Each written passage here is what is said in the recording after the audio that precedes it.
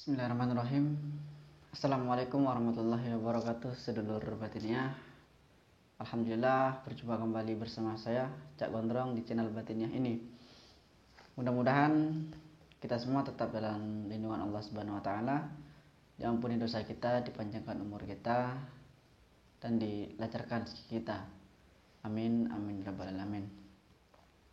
Sedulur batiniah, kali ini mengadakan pengijazahan lagi, yaitu tentang pengobatan atau kalau kata praktisi zaman sekarang itu ruqyah.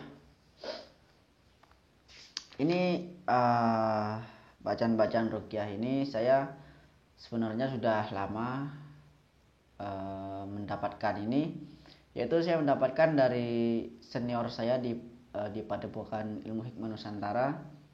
Dan karena emang jarang saya pakai ini, cuman dulu waktu pertama kali dapat saya coba dan alhamdulillah tajrib.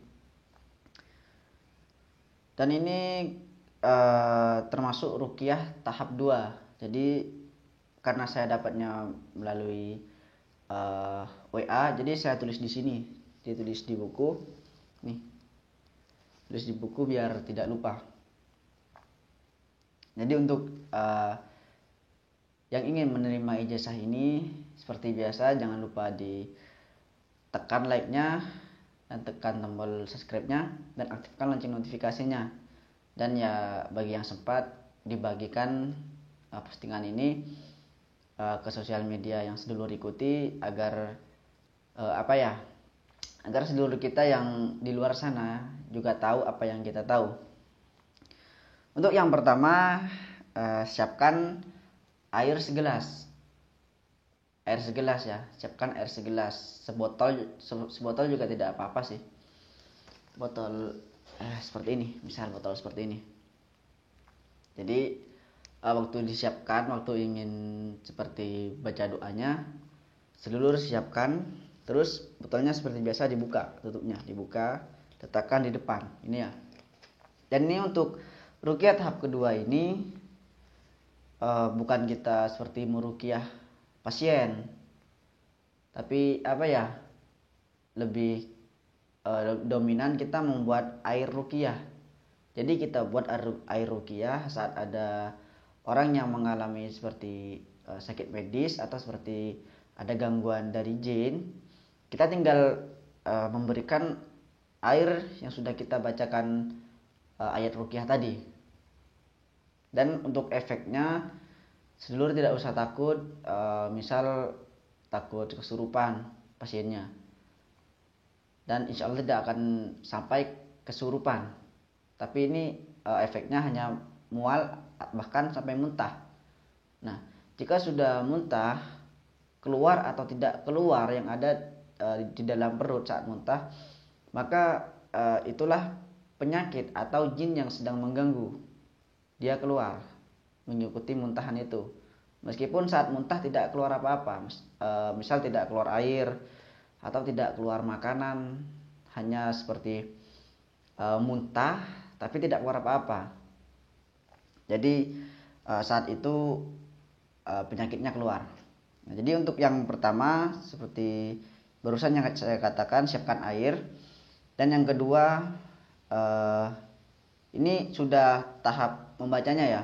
Jadi sedulur bersila. Setelah itu untuk yang pertama Al-Fatihah 17 kali. Dan yang kedua Qul huwallahu ahad atau Al-Ikhlas 7 kali. Dan yang ketiga Al-Falaq 7 kali. Terus An-Nas 7 kali. Dan ayat kursi 13 kali. Nah, setelah itu selesai dibaca, terus sedulur baca doa khususnya, doa khusus untuk ruqyah. Jadi biar sedulur tidak pusing dengerinnya, sedulur tinggal baca saja, tapi jangan sedulur tanyakan versi Arabnya, karena saya mendapatkan memang sudah versi Latin seperti ini. Saya mendapatkan ijazah dari senior saya di Padepokan Ilmu Hikmah Nusantara. Jadi untuk doa khususnya seperti ini.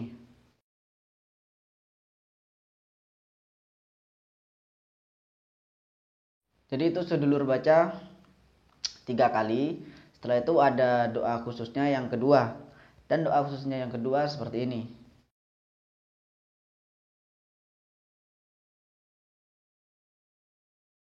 Dan itu dibaca 7 kali. Jadi untuk doa khusus yang pertama sedulur baca 3 kali. Dan doa khusus yang kedua sedulur baca 7 kali. Lalu setelah itu selesai, sedulur tiupkan ke air yang sudah sedulur sediakan. Jadi seperti ini misal. Sudah sedulur baca semua, terus sedulur tiupkan ke airnya 3 kali. Seperti ini.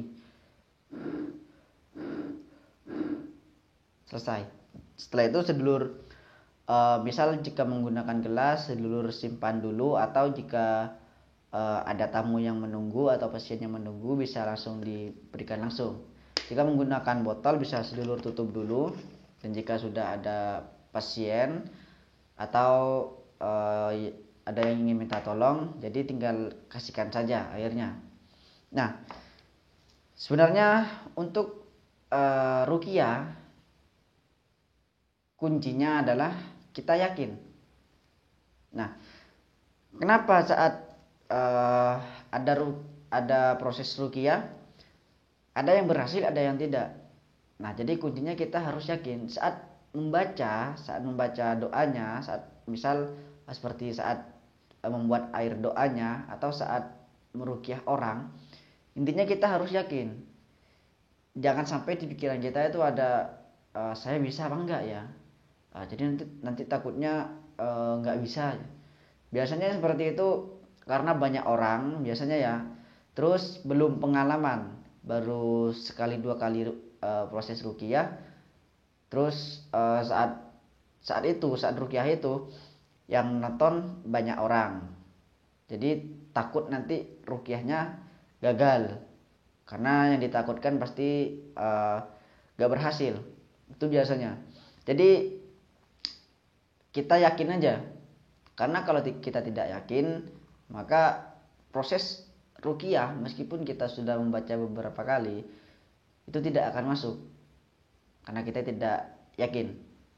Jadi kuncinya kita yakin saja saat kita membaca atau saat kita proses ruqyah, kita yakin saja.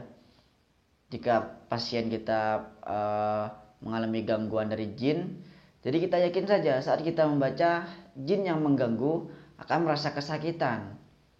Dan saat jin itu berusaha bertahan, maka akan semakin sakit yang jin itu rasakan. Sakit dan tidak kuat, jin itu akan hancur jika tidak keluar. Itu yang harus ada di pikiran kita saat kita meruqyah. Dan untuk metode seperti penyembuhan yang sering saya gunakan seperti mengeluarkan energi gaib yang ada di dalam tubuh, saya menggunakan penguncian 3113. Jadi itu saya niatkan untuk mengeluarkan energi gaib atau sesuatu yang membuat badan seseorang itu sakit. Itu biasanya yang sering saya gunakan untuk istri saya. Karena untuk istri saya itu seperti sering sakit perut, jadi saya dorong pakai penguncian badan itu 3113, saya dorong dan muntah, dan alhamdulillah saat itu juga sembuh. Dan untuk yang praktiknya, untuk yang menggunakan ayat 3113 tersebut, insya Allah besok. Jadi yang belum tahu bacaannya, tonton dulu videonya untuk bacaan atau kunciannya dari ayat 3113. Baik sedulur, kita akhiri saja di sini. Wassalamualaikum warahmatullahi wabarakatuh. Salam rahayu.